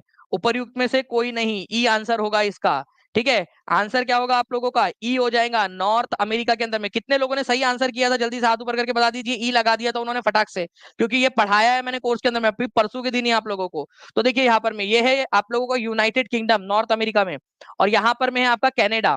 तो यूएसए और कनाडा के बीच में बॉर्डर बनाते हैं ये, ठीक है। 5 लेक्स है आप लोगों की, उनमें से सबसे बड़ी है लेक सुपीरियर, ठीक है। लेक सुपीरियर आप लोगों की दिख रही है आपको। ये जो है फ्रेंड्स आपको याद रखना है, फ्रेश वाटर लेक है। फ्रेश वाटर का मतलब क्या होता है, फ्रेश वाटर मतलब मीठा पानी, ठीक है। मीठे पानी की झील है ये, और एरिया वाइज सबसे बड़ी मीठे पानी की झील, एरिया के हिसाब से, एरिया वाइज, ठीक है। लार्जेस्ट फ्रेश वाटर लेक है ये, लार्जेस्ट फ्रेश वाटर लेक, ये आपको बताया था मैंने। अच्छा मुझे बताओ वॉल्यूम के हिसाब से सबसे बड़ी मीठे पानी की झील कौन सी है, आयतन के हिसाब से, ठीक है। 1978 बच्चे जुड़ चुके हैं, 2000 से केवल अब 1981 हो चुके हैं, 19 बच्चे केवल दूर है हम लोग यहाँ पर में। जल्दी जल्दी से आप लोग शेयर करते रहेंगे सभी के सभी लोग। लार्जेस्ट सबसे बड़ी मीठे पानी की झील लेक सुपीरियर है, उत्तरी अमेरिका में है। कौन से 2 देशों के बीच में बॉर्डर बनाती है, यूएसए और कनाडा के बीच में बॉर्डर बनाती है, ये याद रखना है, यूएसए और कनाडा के बीच में, ठीक है। ये याद रखना है आप लोगों ने। तो आप लोगों से मैंने जब पूछा कि लेक सुपीरियर कौन से 2 देशों के बीच में है, तो आपका आंसर क्या हो जाएगा, कौन से 2 देश है जिनके बीच में ये है आप लोगों की लेक सुपीरियर। तो आपको आंसर करना है यूएसए और कनाडा के बीच में, ठीक है। इसके अलावा जो है फ्रेंड्स आप लोगों को बताना चाहूंगा कि सरफेस एरिया के हिसाब से सबसे बड़ी झील है। अगर आप लोगों से ये पूछ लिया जाए कि भाई वॉल्यूम के हिसाब से कौन सी सबसे बड़ी है, ठीक है, क्षेत्रफल के हिसाब से आप लोगों ने आंसर कर दिया, क्षेत्रफल के हिसाब से, ठीक है, लेक सुपीरियर आप लोगों की। लेकिन वॉल्यूम आयतन के हिसाब से कौन सी है जिसमें सबसे ज्यादा पानी है, वो है लेक बैकाल। अब मैं जितने भी बच्चे क्लास में थे उस दिन, परसों के दिन रात में, ठीक है, मैंने बताया आपको सबसे गहरी झील कौन सी है, और एक शेर भी आपको सुनाया था मैंने, ठीक है। ठीक है, मैंने आप लोगों को एक शेर भी सुनाया था इसी के ऊपर में, ताकि आपको याद भी हो जाए। और मैंने आपसे कहा था कि आप अपनी मैडम को जाकर क्या बोलोगे, ठीक है, ताकि आप लोगों के दिमाग में वो सबकॉन्शियसली फीड हो जाए, ठीक है। पढ़ाते पढ़ाते एक शेर था। कौन सी सबसे गहरी झील है, जल्दी बताइए आप लोग। गहरी झील भी बताना है आप लोगों ने, सबसे गहरी झील। शेर कुछ इस प्रकार से था कि ना मैं शजर के कद, ना मैं शाखों की लंबाई से डरता हूँ, ना मैं शजर शजर मतलब होता है पेड़, ना मैं शजर के कद, ना मैं शाखों की लंबाई से डरता हूँ, ना मैं पर्वत की ऊंचाई से डरता हूँ। समंदर पार करना तो चुटकियों का काम है, पर तेरी झील सी आंखों की गहराई से डरता हूँ। तो मतलब उसकी जो आंखें है ना, वो लेक बैकाल की तरह गहरी है। तो उसको बोलना, ठीक है, कि तेरी आंखें जो है वो ना बैकाल झील की तरह गहरी है। अगर उसने भी दानिश सर का लेक्चर देखा होगा तो वो बोलेंगी पक्का, हाँ तो दानिश सर का लेक्चर देख रहा है, ठीक है। चलिए, तो फ्रेंड्स अच्छी बात है। यहाँ पर मैं सबसे गहरी सबसे डीपेस्ट लेक कौन सी है अगर आप लोगों की, तो लेक बैकाल है, ये भी याद रखना है आप सभी लोगों ने। ओके, लेक बैकाल सबसे गहरी वाली झील आप लोगों की। ओके, कहां पर में है लेक बैकाल, कौन से देश के अंदर में है, तो ये रशिया में है, पूरी तरह से रशिया में। एक और क्वेश्चन आपका बन गया, पूरी तरह से रशिया के अंदर में है, ये भी क्वेश्चन बन गया आपका, ठीक है। तो उसको बोलना कि तेरी झील से आके लेक बेकाल है, तेरी आंखें आंखें तेरी बेकाल है। उसको अच्छा लगेगा तो हाँ बोलेंगे, नहीं तो नहीं बोलेंगी। अगर उसने नहीं समझी वो, आप उसका जीके टेस्ट कर सकते हो इससे, ठीक है। उसका जीके टेस्ट कर सकते हो आप, अगर आपको टेस्ट करना है तो। आप अपने अपने हस्बैंड का जीके टेस्ट कर सकते हो कि अजी सुनते हो, आपको पता है आपकी आंखें ना लेक बेकाल है, ठीक है। चल, आगे बढ़ते हैं फ्रेंड्स। यहाँ पर में हम लोग ozone layer in the outer atmosphere helps in, ozone की लेयर हमको किस चीज में मदद करती है। आज का पूरा लेक्चर हम लोगों ने देखा है फ्रेंड्स, 1962 लाइक्स आप लोगों ने कर दिया, बहुत बहुत शुक्रिया, ठीक है। जल्दी बताइए इसका आंसर क्या होगा। और जितने भी बच्चे हैं जो टीचिंग परीक्षा के साथ में जुड़ना चाहते हैं, मैं आपको बता दूं कि आप लोग जो है फ्रेंड्स सिंपली जो नंबर आपका चल रहा है नीचे में, उस पर कॉल या व्हाट्सएप कर दीजिए, या टीचिंग परीक्षा ऐप पर चले जाइए, आप लोगों को बहुत आसानी से आप लोग एनरोल कर सकते हो। ठीक है, व्हाट्सएप कर दीजिएगा अगर नंबर ना लगे तो ओजोन की जो परतें हैं आप लोगों की, वो एब्जॉर्बिंग यूवी रेस, पराबैंगनी विकिरण का अवशोषण करने में हेल्प करती है। आज आप लोगों के लिए एक चैलेंज है, अभी नेक्स्ट क्वेश्चन करा रहा हूं, लेकिन आप लोगों के लिए एक नेक्स्ट चैलेंज है आप लोगों का। ठीक है, कि आप लोग क्या करोगे, आप लोग जो है फ्रेंड्स मुझे बताओगे, आप लोग आज एक दूसरे से नीचे में सवाल पूछोगे। आज जो भी पढ़ाया मैंने, चाहे मॉन्ट्रियल प्रोटोकॉल हो, विनय कन्वेंशन हो, ओजोन डे हो आपका, सबसे जो है वीक वाली, सबसे जो है आपकी स्ट्रांग वाली यूवी रेस कौन सी है, ये सवाल एक दूसरे से पूछोगे। रेडी हो चैलेंज के लिए आप लोग? ठीक है सर, पड़ोसी पर चेक कर सकते हैं क्या? हाँ, पड़ोसन पे चेक कर सकते हो तुम, उसको, उसका भी चेक कर सकते हो नॉलेज, उसको जाके बोलना। ठीक है, ब्लैक बैक आ ले तुम्हारी आंखें करके, ठीक है, बोल के देख, ट्राई करके देखो। आ, मतलब नहीं भी हुआ तो फिर पलट जाना कि मैं तो जनरल नॉलेज चेक कर रहा था करके। अब देखिए यहाँ पर मैं आप लोग क्या करोगे, जो भी ओजोन से रिलेटेड है सारे के सारे क्वेश्चन एक दूसरे से पूछोगे कमेंट के अंदर में आज। निम्नलिखित में से कौन सी दुनिया की सबसे पुरानी और सबसे गहरी झील है? यूपी पीसीएस सिविल सर्विसेज का क्वेश्चन निकाल दिया टीम ने यहाँ पर में, आप देखिए। ठीक है, सबसे पुरानी झील माना जाता है यूरेशी, जो लॉरेशिया था ना ऊपर का हमारा हिस्सा, वहां से बिलोंग करती है ये। ठीक है, तो ये है लेक बैकाल। और आप लोगों की सबसे वॉल्यूम के अनुसार सबसे बड़ी मीठे पानी की झील, सबसे गहरी झील, ठीक है, और सबसे पुरानी झील भी है ये। ओके, लेक बैकाल रशिया के अंदर में है, ये आप लोगों को याद रखना था। ठीक है, नाउ अब देखिए फ्रेंड्स, एक बहुत ज्यादा इंपॉर्टेंट वाला क्वेश्चन करा रहा हूं आपको, मोस्ट इंपॉर्टेंट क्वेश्चन। ठीक है, 2000 लाइक्स कंप्लीट होने की खुशी में भी बोल सकते हैं हम लोग यहाँ पर में, 2008 लाइक्स हो चुके हैं, बहुत बहुत शुक्रिया आप सभी लोगों का, 1994 बच्चे भी जुड़ चुके हैं। ठीक है, देखिए यहाँ पर में, most abundant metal on earth is, पृथ्वी पर सबसे ज्यादा मात्रा में पाया जाने वाला धातु कौन सा है? एल्यूमिनियम, लोहा, तांबा, उपर्युक्त में से एक से अधिक, उपर्युक्त में से कोई नहीं। आंसर करिए यहाँ पर में। जीएस क्लास के अंदर में बिल्कुल रवि प्रताप जी, बिल्कुल पढ़ाया जाएगा।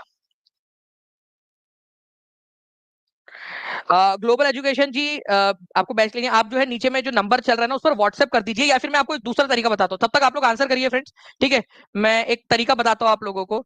ठीक है, देखिए आप लोग यहाँ पर मैं ये वीडियो देख रहे हो, देखिए आप लोग सभी लोग, एक बार मैं इसको रिफ्रेश भी कर दूं आप लोगों के लिए। ठीक है, आप लोग देख सकते हो यहाँ पर मैं, ये आप लोगों का वीडियो चल रहा है अभी। ठीक है, थोड़ा सा इसको हम लोगों को करना पड़ेगा ताकि हम, देखिए ये वीडियो चल रहा है आप लोगों का। ठीक है, ओके, आप लोग देख सकते हो यहाँ पर मैं, ये वीडियो आप लोगों का चल रहा है, मैं इसको जूम कर देता हूँ, ये वीडियो है। ओके, 2000 एक बच्चा यहाँ पर मैं वॉच कर रहा है, 2000 से ज्यादा आपने लाइक कर दिया है। यहाँ पर मैं नीचे में डिस्क्रिप्शन में और आप लोगों को पिन कमेंट में भी यहाँ पर मैं एक लिंक मिलेंगी, जिसका नाम है यहाँ पर मैं लिंक ट्री। देखिए ये लिंक ट्री एक लिंक है, जैसे ही आप इस पर क्लिक करोगे, ठीक है, यहाँ पर मैं आप देखिए बीपीएससी के कोर्सेस आपके खुल के आ जाएंगे कि आपको कौन सा लेना है। जैसे मान लीजिए आपको बीपीएससी टीआरई 4 पीआरटी का कोर्स लेना है, तो इस पर क्लिक कीजिएगा आप लोग। ठीक है, एक आपके सामने जो है वो एक पेज खुलकर आएगा। ठीक है, जैसे 10 घंटे 1 मिनट 51 सेकंड बचे हुए लास्ट वाले आपको बता रहा है यहाँ पर मैं, 999 रुपए का ये पड़ रहा है आप लोगों को। ठीक है, तो बाय नाउ के ऊपर में जैसे ही क्लिक करोगे आप, आपको नाम लिखना है अपना, मोबाइल नंबर लिखना है जो आप जिससे मोबाइल में रजिस्टर करने वाले हो ऐप के अंदर में। ठीक है, ईमेल एड्रेस और स्टेट, बस इतना करना है। बाय नाउ करोगे, पेमेंट करोगे, आधे मिनट के अंदर में आपका कोर्स ऐड हो चुका होगा, आधे मिनट के अंदर में, केवल आधे मिनट के अंदर में। ठीक है, तो इतना आसान है ये, इतना आसान। तो ये भी एक तरीका है, आप लोग इससे भी कर सकते हो अगर कॉल में दिक्कत आ रही है आपको तो। ओके, चलिए, तो पृथ्वी पर पाया जाने वाला सबसे बड़ा सबसे ज्यादा धातु कौन सा है? अब देखिए फ्रेंड्स, आप लोगों ने हमेशा सुना होगा कि पृथ्वी पर सबसे ज्यादा पाया जाता है ऑक्सीजन, बट मेरे लाल, ऑक्सीजन धातु नहीं है ना, धातु है। ठीक है, ऑक्सीजन पाया जाता है सबसे ज्यादा पृथ्वी की क्रस्ट पे। ठीक है, ऑक्सीजन, लेकिन वो धातु नहीं है। ठीक है, वो अधातु है। उसके बाद में सिलिकॉन, सिलिकॉन भी धातु नहीं है, वो धातु सदृश्य है। ठीक है, हिंदी में, और इंग्लिश में उसको मेटलॉइड्स कहा जाता है, मेटलॉइड्स। ठीक है, और तीसरे नंबर पे पाया जाता है एल्यूमिनियम, ये है धातु। ठीक है, अरे इसको जस्ट ऐसा समझो। ठीक है, पहले नंबर पे हमने टेस्ट ली, पहले नंबर पे आई नेहा। ठीक है, फिर दूसरे नंबर पे आई शब्बो। ठीक है, शब्बो, लड़कियों ने बाजी मार ली। फिर आया राजू। ठीक है, हमारा तीसरे नंबर पे फर्स्ट, सेकंड, थर्ड। ठीक है, और चौथे नंबर पे आया यहाँ पर में आपकी कैटरीना कैफ, कैटरीना कैफ चौथे नंबर पे आई वो। ठीक है, वो लड़की का ध्यान ही नहीं है, पिक्चर उच्चर कर रही है उधर में, चौथे नंबर पे आई वो। ठीक है, अब मैं आपसे पूछ रहा हूँ कि भाई लड़कों में किसने टॉप किया? तो आप थोड़ी ना बोलोगे नेहा ने टॉप किया करके। लड़कों में किसने टॉप किया? तो भाई लड़कों में तो राजू ने टॉप किया ना। ठीक है, तो वैसा है इसका। वैसे अदरवाइज देखा जाए तो सबसे ज्यादा पाया जाने वाला जो आप लोगों का एलिमेंट है, सिर्फ एलिमेंट बोला जाता अगर, तो वो ऑक्सीजन हो जाता। लेकिन एलिमेंट होना, धातु होना, ये एक बात नहीं है। एलिमेंट धातु भी हो सकता है, अधातु भी हो सकता है, और धातु सदस्य या मेटालॉइड्स भी हो सकता है। तो ऑक्सीजन अधातु की कैटेगरी में आ गया, सिलिकॉन धातु सदस्य की कैटेगरी में आ गया, धातु की कैटेगरी में एल्यूमिनियम है पहले नंबर पे। इसी वजह से ये आंसर हो जाएगा आपको। ठीक है, ओके। तो आंसर जो है यहाँ पर में, जैसे आपका पहले नंबर पे कौन आया, तो राजू आंसर होगा आपका। पहले नंबर पे लड़का कौन है, तो वैसे ही फ्रेंड सबसे ज्यादा पाया जाने वाला धातु कौन सा है, तो एल्यूमिनियम है आप लोगों का। तो answer is option number A, aluminium आपका। ठीक है, लेकिन अगर आपसे केवल एलिमेंट पूछता, जो मैं लास्ट में भी आपसे पूछूंगा अभी अभी क्लास में लास्ट में, तो सबसे ज्यादा पाया जाने वाला आप लोगों का एलिमेंट कौन सा है। एलिमेंट, देखो ध्यान से सुनो, एलिमेंट मैंने बोला है, तो आंसर आप लोगों का हो जाएगा फ्रेंड्स ऑक्सीजन। एलिमेंट बोला तो ऑक्सीजन, और अगर मेटल बोला तो आप लोगों का मेटल बोला तो एल्यूमिनियम, और एलिमेंट पूछा तो ऑक्सीजन। ये यहाँ पर मैं आप देख सकते हो, ये एलिमेंट में एलिमेंट ऑक्सीजन, मेटलॉइड्स में सिलिकॉन, और फिर एल्यूमिनियम आपका। ना अब बताना है आप लोगों ने बॉक्साइट के संदर्भ में कौन सा वाला सही है, जल्दी जल्दी से। सर यूपी पुलिस के लिए मैराथन लीजिए प्लीज, यूपी जीके के लिए। ठीक है, मैं जितने लोग चाहते हैं एक बार प्लीज कमेंट में बता देना आप लोग मुझे। ठीक है, अगर आप चाहते होगे तो मैं आप लोगों को बिल्कुल यूपी जो पुलिस है उसका, उसके लिए पूरा यूपी जीके एक ही क्लास के अंदर में बड़ा वाला क्लास लेके करा दूंगा मैं आपके लिए। ठीक है, पूरा यूपी के जितने भी बच्चे वो कमेंट करके मुझे बता देंगे, मैं करवा दूंगा आप लोगों को। देखिए फ्रेंड्स, अगर मैं यहाँ पर मैं बात करूँ, Gujarat is the largest producer bauxite का, ये गलत है। आप बताइए, गुजरात नहीं है तो फिर क्या, गुजरात नहीं तो क्या। Australia is the major producer of bauxite in the world, ये बिल्कुल सही है। ऑस्ट्रेलिया में सबसे ज्यादा बॉक्साइट का उत्पादन होता है। अब मुझे बताओ, एल्यूमिनियम का सबसे ज्यादा उत्पादन कहाँ होता है। जिस भी बच्चे ने पिछली क्लास देखी है वो आंसर कर पाएगा। एग्जाम में आया हुआ क्वेश्चन, मैं टीम से रिक्वेस्ट करूंगा कि प्लीज वो क्वेश्चन लगा दिया जाए, एल्यूमिनियम सबसे ज्यादा कहाँ पाया जाता है। ठीक है, डायरेक्ट एग्जाम का क्वेश्चन। तो यहाँ जो भी पढ़ रहा है बच्चा वो आगे बढ़ रहा है, ये याद रख लीजिएगा आप। प्रिंसिपल ऑफ आयरन, अरे आयरन नहीं भाई, वो एल्यूमिनियम का है। बॉक्साइट जो है उससे एल्यूमिनियम निकलता है। रेडियो एक्टिव कैरेक्टरिस्टिक्स होता है, रेडियो एक्टिविटी का मतलब होता है कि भाई वो उसमें से विकिरण निकलती रहती है, जो आपके बॉडी के अंदर में जो डीएनए है उनको उसका मॉडिफिकेशन कर देती है, कैंसर हो सकता है उससे। वो जैसे रेडियम आप लोगों का है, यूरेनियम है, थोरियम है, वो सारे रेडियो एक्टिव मटेरियल होते हैं। एल्यूमिनियम आपका रेडियो एक्टिव नहीं है, ठीक है, जो डीके हो रहा हो, ठीक है, उसमें से मतलब उसके पार्टिकल्स और जो है हानिकारक विकरण छोड़ रहा हो, वैसा नहीं है, ये हानिकारक नहीं है। एल्यूमिनियम तो आप लोग कितना आपके आसपास में एल्यूमिनियम इतना बड़ा भरा पड़ा है, ठीक है, सो रेडियो एक्टिव नहीं है ये एल्यूमिनियम या बॉक्साइट आपका, तो ये भी गलत है। ओके, तो बॉक्साइट जो है फ्रेंड सबसे ज्यादा उड़ीसा में पाया जाता है भारत के अंदर में, और दुनिया के अंदर में पाया जाता है ऑस्ट्रेलिया में। लेकिन एल्यूमिनियम का सबसे बड़ा उत्पादन कौन करता है, तो वो करता है चाइना। पिछले लेक्चर में कराया कि नहीं कराया मैंने आपको, कल वाले लेक्चर में जितने बच्चे थे हाथ ऊपर करके बता देंगे।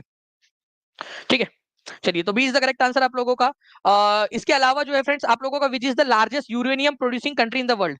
यूरेनियम, क्या ये रेडियो एक्टिव है, ठीक है, इसके अंदर में रेडियो धर्मी विशेषता पाई जाती है क्या, बिल्कुल पाई जाती है, रेडियो धर्मी विशेषता पाई जाती है इसके अंदर में। और मैं आप लोगों को लेटेस्ट डेटा बता देता हूँ फ्रेंड्स यहाँ पर मैं आप लोगों का, कि जो सबसे ज्यादा आप लोगों का जो यूरेनियम मिलता है ना आप लोगों का, ठीक है, वो कहां पर में मिलता है। यूरेनियम सबसे ज्यादा प्रोड्यूस करने वाला जो कंट्री है आप लोगों का, वो यूएसए नहीं है, कजाकिस्तान है। कजाकिस्तान, कितने परसेंट लोगों ने आंसर किया था कजाकिस्तान।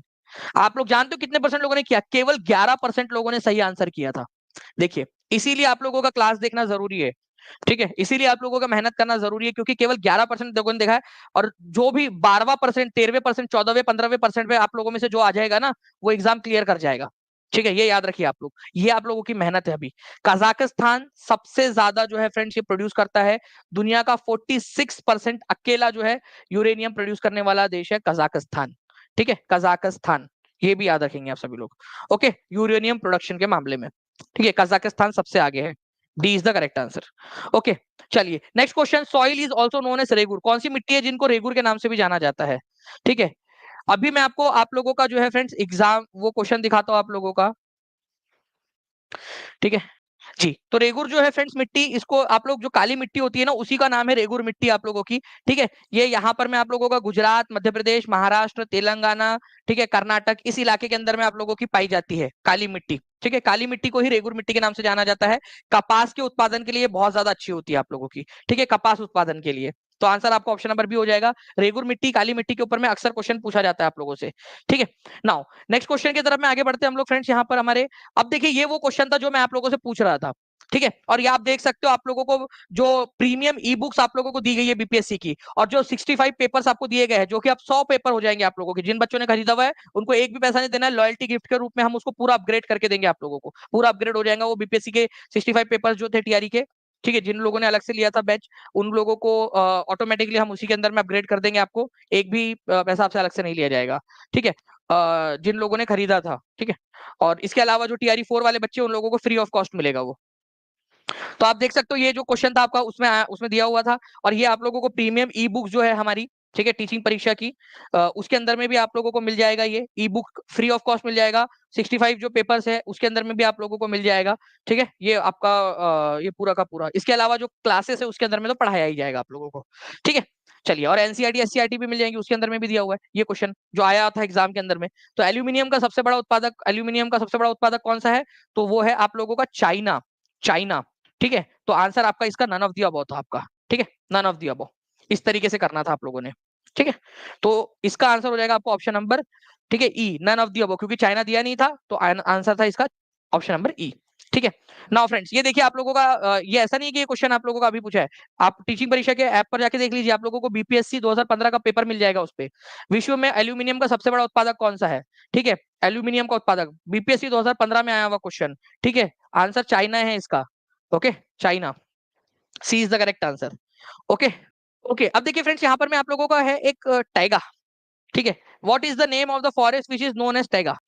टैगा के नाम से किसको जान ज्यादा, जल्दी जल्दी बताइए। और एक बार शेयर भी कर देंगे यार, जितने भी लोग देख रहे हैं जल्दी से एक बार शेयर कर देंगे।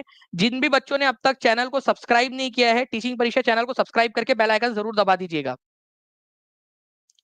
देखिए, अगर मैं टैगा की बात करूं आप लोगों से फ्रेंड्स, तो सिंपल सा है। आप लोगों को एक मैं चीज दिखाता हूँ। ठीक है, एक मैप बनाते हैं हम लोग। ठीक है, ध्यान से समझना आप सभी।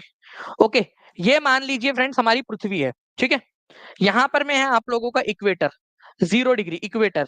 ठीक है, 0 डिग्री। अब आप क्या करिए, यहाँ पर में जाइए आप 50 डिग्री से 70 डिग्री नॉर्थ पर, उत्तरी गोलार्ध में 50 डिग्री नॉर्थ से 70 डिग्री नॉर्थ वाला जो लॉटिट्यूड है ना, वहां पर में जाइए। इसके बीच में जो पाया जाता है ना, यहाँ पर में ये जो पूरा एरिया है आप लोगों का, यहाँ पर में जो जंगल पाए जाते हैं उनको बोला जाता है कोनीफेरस, शंकुधारी वन। ठीक है, शंकुधारी या फिर कोनीफेरस फॉरेस्ट इनको बोला जाता है, शंकुधारी वन। ठीक है, कहां से कहां तक? सबसे पहली बात तो उत्तरी गोलार्ध में, क्योंकि यहां से आप देखोगे ये है नॉर्थ हेमिस्फीयर आपका, और ये साउथ हेमिस्फीयर है, उत्तरी गोलार्ध दक्षिणी गोलार्ध। तो ये उत्तरी गोलार्ध में पाया जाता है आपका। ठीक है, 50 से 70 डिग्री तक। ठीक है, यहाँ पर में जो पेड़ होते हैं वो शंकु के आकार के होते हैं, इस तरीके से शंकु के, वो क्रिसमस ट्री के टाइप के होते हैं, शंकु आकार के। ठीक है, इसी वजह से इनको कोनीफेरस या शंकुधारी वन भी कहते हैं। 50 डिग्री से 70 डिग्री नॉर्थ लैटिट्यूड के अंदर में ये जंगल जो है फ्रेंड्स अधिक ऊंचाई पर देखने के लिए मिलते हैं। और इसके अलावा आप इनको टैगा के नाम से भी जानते हो। टैगा का मतलब होता है अनछुआ, रशियन भाषा का शब्द है ये टैगा, अनछुआ, जिसको छुआ ना हो किसी ने। ठीक है, और ये जो कोनीफेरस फॉरेस्ट होते हैं ना आपके, ये एवरग्रीन फॉरेस्ट होते हैं, सदाबहार वन, वो भी कौन से? Soft wood. ठीक है, नरम लकड़ियों वाले सदाबहार वन।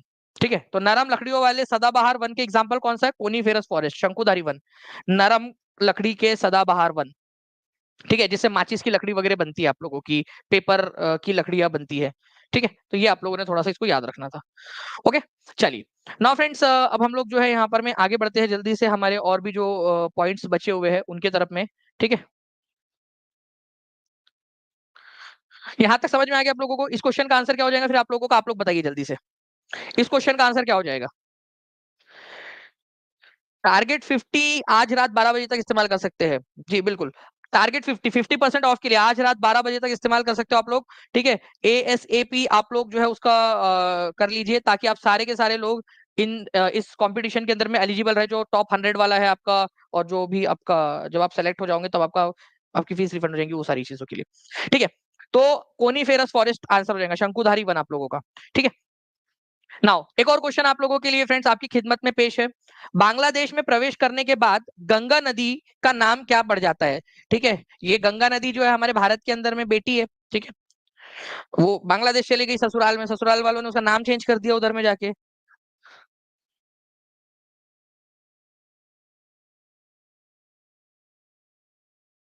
जी, तो आंसर देखिए फ्रेंड्स क्या हो जाएगा। आंसर हो जाएगा आपका पद्मा नदी। ध्यान से समझना, एक मैप दिखाता हूं मैं आप लोगों को। देखिए ये है गंगा नदी, ठीक है। गंगा नदी जो है फ्रेंड्स यहाँ पर में इस तरीके से बांग्लादेश के अंदर में एंटर कर गई, ठीक है। जब बांग्लादेश में एंटर करने से पहले इसका नाम था गंगा, और फिर जैसे ही बांग्लादेश में एंटर करी, आप देखिए यहाँ पर में इसका नाम जो है पड़ गया पद्मा नदी, ठीक है। तो पद्मा जो है फ्रेंड्स इसका नाम हो जाता है, ये याद रखना है आप लोगों ने, पद्मा नदी, पद्मा नदी। और ये बाद में जो है आपकी जमुना नदी से मिलती है। जमुना नदी वही है, ब्रह्मपुत्र नदी का नाम बांग्लादेश में जाकर क्या हो जाता है, जमुना। देखिए दोनों का नाम उन्होंने चेंज कर दिया। गंगा नदी, गंगा उधर जाके क्या बन गई, पद्मा, पद्मा बन गई। और ब्रह्मपुत्र उधर जाके क्या बन गई, ब्रह्मपुत्र, ब्रह्मपुत्र नदी क्या बन गई, ब्रह्मपुत्र नदी क्या बन गई आप लोगों की, ठीक है, जमुना, जमुना बन गई वो। तो ये दोनों ही याद रखना है। और जब ये दोनों आपस में मिल जाती है, किसमें, मेघना नदी में, तो दोनों के संयुक्त प्रवाह को मेघना के नाम से जाना जाता है, मेघना, ठीक है, मेघना। ये मेघना नदी है, यहाँ से आती है एक मेघना नदी, इन दोनों में मिल जाती है, और फिर इनके इनके संयुक्त प्रवाह को मेघना के नाम से जाना जाता है बाद में, मेघना। तो ये भी क्वेश्चन बन सकता है आप लोगों का। ओके, तो ये इंपॉर्टेंट वाले पॉइंट्स है आप लोगों के, जो आप लोगों को बता रहा हूँ। तो जितना ज्यादा रिवीजन करोगे उतना ज्यादा और अच्छे समझ में आता जाएगा आप लोगों को। तो गंगा बांग्लादेश में जाके पद्मा हो जाती है, बांग्लादेश में ब्रह्मपुत्र जमुना हो जाती है, और दोनों के संयुक्त प्रवाह में जब मेघना नदी, एक छोटी नदी है मेघना नदी, ठीक है, जिसको बराक नदी के नाम से भी जाना जाता है भारत में। अब वो बराक ओबामा नहीं है वो, नहीं तो बोलेंगे सर बराक ओबामा भारत कहाँ से आ गया, बराक नदी है, ठीक है। बराक नदी जब जाती है वहां पर में, अच्छा एक और चीज है, चलो इसकी भैंस का अंडा, ठीक है। बराक नदी जो है वो, उसको बांग्लादेश में किस नाम से जाना जाता है, मेघना, ठीक है। और मेघना जो है फ्रेंड्स, ये पद्मा और जमुना में जब मिल जाती है, तो इनके संयुक्त प्रवाह को मेघना के नाम से ही जानते हैं, मेघना, मेघना के नाम से आगे बढ़ती है वो पूरी की पूरी प्रवाह, तीनों के तीनों मिलकर, तीनों बहनें मिलकर मेघना के नाम से जाती है, ठीक है। चलिए, तो जो है फ्रेंड्स ये हम लोगों ने देखा। पृथ्वी की सतह की सबसे ऊपरी परत को क्या कहा जाता है, जल्दी बताइए आप सभी लोग। पृथ्वी की सतह की सबसे ऊपरी परत को क्या कहा जाता है। मेरे पास बहुत सारे क्वेश्चन से करवाने के लिए अभी भी आप लोगों के लिए, ठीक है। लेकिन आप लोग क्या पढ़ने के लिए तैयार हो, कितने लोग हैं जो करने के लिए तैयार है। अगर आप पढ़ने के लिए तैयार हो तो मैं आप लोगों को बहुत ही एनर्जेटिक तरीके से पढ़ा सकता हूँ, ठीक है। बीच बीच में पानी पी लीजिए प्लीज। नवनीत जी, मेरे को वो याद ही नहीं रहता है पानी भी पीना है करके, क्योंकि मैं खो जाता हूँ एकदम आपको पढ़ाने में। पृथ्वी की सतह की सबसे ऊपरी परत को क्या कहा जाता है, तो देखिए फ्रेंड्स, पृथ्वी की जो सतह है, पृथ्वी जो है ना हमारी, हम इनको क्या कर सकते हैं, हम इसको तीन भागों में बांट सकते हैं। एक है आप लोगों का सबसे ऊपर वाला क्रस्ट, ठीक है, सबसे ऊपर वाला जो अभी हम जिस पर खड़े हैं वो क्रस्ट है, परपटी बोला जाता है उसको, परपटी हिंदी में, ठीक है। मेंटल, हिंदी में भी मेंटल ही बोलते हैं उसको, मेंटल दूसरे नंबर की जो नीचे वाली परत है, ठीक है। और जो अंदर में है सबसे, उसको बोलते हैं कोर, ठीक है, कोर, ये आप लोगों का बन गया कोर, ठीक है। कोर आपका ये यहाँ पर में, कोर को भी दो भाग में बांट सकते हैं। जो बाहरी हिस्सा है कोर का उसको आउटर कोर बोलते हैं, और जो सबसे अंदरूनी हिस्सा है उसको इनर कोर बोलते हैं, ठीक है। तो इस तरीके से तीन भाग में बांटा गया, क्रस्ट, मेंटल और कोर। और कोर को दो भागों में हमने अलग से बांटा है, ठीक है, आउटर और इनर में। तो सबसे बाहरी जो सतह है पृथ्वी की, ठीक है, टॉप मोस्ट लेयर है, सबसे बाहरी परत जो है, उसको क्या बोलते हैं आप लोग, उसको बोलते हैं क्रस्ट। हिंदी में इसको कहा गया है शास्त्रों में परपटी, ठीक है, एनसीईआरटी नामक शास्त्र में हमारे, ये याद रखना है आप लोगों ने। और भी है, कितने लोग चाहते हैं कि मैं क्रस्ट को और ज्यादा आप लोगों को तोड़ के बताऊं, ठीक है। क्रस्ट को मैं और ज्यादा आप लोगों को तोड़ के बता सकता हूँ, ठीक है। अगर आप चाहते हो तो कल मैं आप लोगों के लिए जो सेशन लूंगा उसके अंदर मैं करवा दूंगा, मेरे पास में अभी भी लगाया हुआ है, ठीक है। लेकिन अभी कुलदीप सर की साइंस की क्लास का समय हुआ जा रहा है, ठीक है। अदरवाइज मैं आप लोगों को जो है ये बताना चाह रहा था आगे में, ठीक है। तो less than 1% of the area, मतलब केवल लगभग 1% जो है आपका एरिया, जो वॉल्यूम है वो क्रस्ट के पास में है, ठीक है। इसके ऊपर में एक बेस्ड क्वेश्चन आया था, वो मैं आपको कराऊंगा, ये कंटिनेंटल क्रस्ट और ओशियनिक क्रस्ट, कल हम लोग इसके ऊपर में भी बेस्ड क्वेश्चन करेंगे ना। हमारे सौर मंडल का सबसे निकटतम तारा कौन सा, जल्दी से ये बताइए आप लोग। आज आप लोगों ने क्या करना है, मॉन्ट्रियल प्रोटोकॉल, ओजोन, ये सारी की सारी जो चीजें आप लोगों की, उसके ऊपर में एक दूसरे से सवाल पूछना है कमेंट के अंदर में। निशा जी एक बार जो है ना, आप नीचे में जो नंबर है उसके ऊपर कॉल या व्हाट्सएप कर दीजिए, ठीक है। उसके ऊपर में आपको मिल जाएगा, डोंट वरी। 2330 लाइक्स आप लोगों ने कर दिए फ्रेंड्स, बहुत बहुत शुक्रिया आप सभी लोगों का। 1993 बच्चे यहाँ पर में अभी भी जुड़े हुए हैं कंटिन्यूअसली, बहुत शुक्रिया आप लोगों का। सेशन को लाइक एंड शेयर करते रहेंगे फ्रेंड्स, और चैनल को सब्सक्राइब जरूर कर देना आप लोगों ने। अब देखिए, अगर आप लोगों से बोला जाए कि सबसे नजदीकी तारा कौन सा है हमारा, ठीक है, तो सबसे नजदीकी तारा जो है फ्रेंड्स वो है आप लोगों का प्रोक्सिमा सेंटोरी, ठीक है, प्रोक्सिमा सेंटोरी, ये आप लोगों का आंसर हो जाएगा इसके अंदर में, प्रोक्सिमा सेंटोरी, जो कि हमारे जो है इससे, हमारे सूर्य से या हमारी पृथ्वी से 4.3 लाइट ईयर्स दूर है, लाइट ईयर्स, ठीक है, प्रकाश वर्ष 4.3, मतलब अगर प्रकाश की गति से भी जाएंगे तो भी हम लोगों को जो है लगभग लगभग फ्रेंड्स 4.3 ईयर्स का समय लग जाएगा, लगभग लगभग। ओके, ये याद रखना है आप लोगों ने। उसके बाद में अल्फा सेंटोरी ए और अल्फा सेंटोरी बी वो आते हैं उसके बाद में। ओके, तो प्रोक्सिमा सेंटोरी जो है फ्रेंड्स, ये याद रखना है आप लोगों ने, हमारे मतलब सूरज के बाद में दूसरा सबसे निकटतम तारा कौन सा है, तो प्रोक्सिमा सेंटोरी है। ठीक है, अगर आपको सूरज पसंद नहीं आ रहा तो आप उधर चले जाओ प्रोक्सिमा सेंटोरी की तरफ में। ठीक है, उस नदी का नाम बताइए जो केदारनाथ से रुद्रप्रयाग के मध्य बहती है। केदारनाथ से रुद्रप्रयाग, केदारनाथ और रुद्रप्रयाग, केदारनाथ से रुद्रप्रयाग के बीच में, तो केदारनाथ से कौन सी नदी निकलती है? केदारनाथ से, केदारनाथ से निकलती है फ्रेंड्स मंदाकिनी नदी। ठीक है, ये याद रखेंगे आप सभी लोग, मंदाकिनी नदी केदारनाथ से। ठीक है, भागीरथी नदी आप लोगों को पता है फ्रेंड्स की जो है आपका गंगोत्री गोमुख ग्लेशियर जो है वहां से निकलती है भागीरथी नदी। ठीक है, जिसको गंगा बोलते हैं आप लोग बाद में। अलकनंदा नदी निकलती है बद्रीनाथ से, अलकनंदा नदी। वही अगर मैं बात करूं आप लोगों से यहाँ पर मैं इस क्वेश्चन पर, ठीक है, तो आप लोग देख सकते हो केदारनाथ से निकलती है आपकी मंदाकिनी नदी, जो रुद्रप्रयाग में आकर अलकनंदा नदी से मिल जाती है। तो रुद्रप्रयाग पर कौन सी दो नदियों का संगम होता है, जल्दी से कमेंट करके बताएंगे आप सभी लोग। रुद्रप्रयाग पर कौन सी दो नदियों का संगम देखने को मिलता है आपको? जल्दी से उस क्वेश्चन का आंसर करिए आप लोग। नेक्स्ट जो है फ्रेंड्स, मैं आप लोगों से क्वेश्चन पूछ रहा हूँ आप लोगों से, फिर उसके बाद में हम लोग जल्दी जल्दी से क्वेश्चन की तरफ में आगे बढ़ेंगे। देखिए ये क्वेश्चन आप आंसर करेंगे। ठीक है, इसका आंसर आप लोगों ने करना है, क्योंकि मैं जो है आप लोगों को ये पढ़ाया है मैंने। इसके अलावा मैं और भी क्वेश्चन से आप लोगों से पूछ रहा हूँ।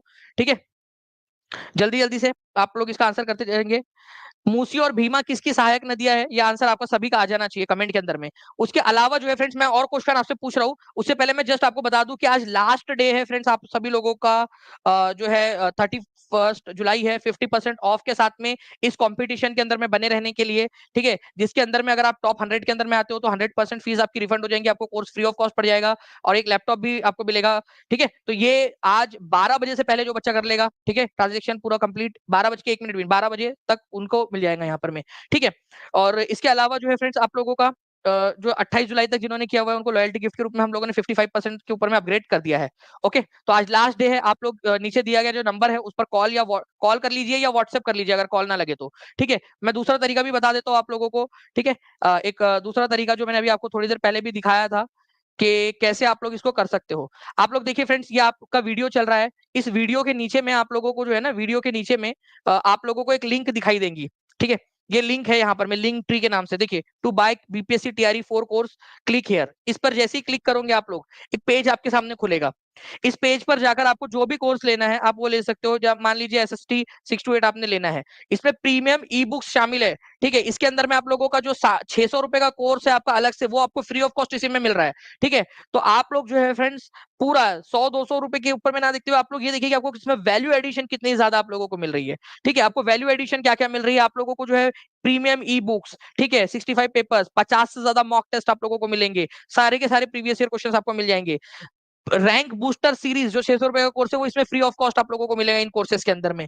ठीक है, ये जो इतने भी कोर्सेज है जो आज खरीद लेंगे उन बच्चों के लिए सिर्फ। ठीक है, जो बच्चे आज के दिन तक खरीद लेंगे उन लोगों को, बाकी लोगों को फिर उसमें अलग से परचेस करना पड़ेगा। ओके, 600 रुपए का, तो ये सारी की सारी चीजें आप लोगों को मिल रही है। आप जो है यहाँ जो आपका कोड है, ठीक है, कौन सा कोड है आप लोगों का, टारगेट 50, इस कोड का इस्तेमाल कर सकते हो। जो लिंक ट्री का इस्तेमाल करेंगे उनमें ऑलरेडी लगा हुआ होगा। ठीक है, टारगेट 50, इस कोड का इस्तेमाल आप लोग आज कर सकते हो। ओके, चलिए नाउ फ्रेंड्स, मैं अब आप लोगों से कुछ सवाल पूछ रहा हूँ, क्या क्या चीजें मिलेंगी आप लोग देख सकते हो यहाँ पर मैंने आपको पूरा एक्सप्लेन किया हुआ है। हर एक चीज जो आपका पेपर क्लियर करने के लिए चाहिए आप लोगों को मिल रही है यहाँ पर में। नेक्स्ट, अब मैं आप लोगों से कुछ सवाल पूछ रहा हूँ, वो सवालों के आप लोग जवाब दोगे जल्दी जल्दी से। ठीक है, आप लोग मुझे बताइए कि सबसे जो हाईएस्ट हमारा डैम है, टेहरी डैम कौन सी नदी के ऊपर में बना हुआ है? आप लोग खुद भी एक दूसरे से सवाल पूछोगे, टेहरी डैम कौन सी रिवर पर बना है और कौन से राज्य में है? ठीक है, स्टेट का नाम भी आप लोग बता दोगे मुझे, टेहरी डैम कौन से राज्य के अंदर में है। ओके, ये आप लोग बता देंगे। ठीक है, इसके अलावा आप लोगों को बताना है फ्रेंड्स के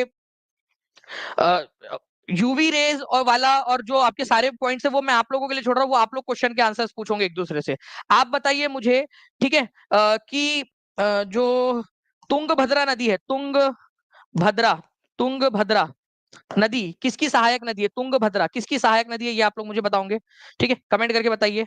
मॉन्ट्रियल प्रोटोकॉल कब हुआ था, वो आप एक दूसरे से सवाल पूछना आप लोग। स्टॉकहोम किगाली अमेंडमेंट वगैरह, एटलीस्ट मैं ये तो पूछ ही सकता हूँ ना कि किगाली किसकी राजधानी है, किगाली, ठीक है, किसकी कैपिटल है? कैपिटल किसकी है ये आप लोग मुझे बताएंगे।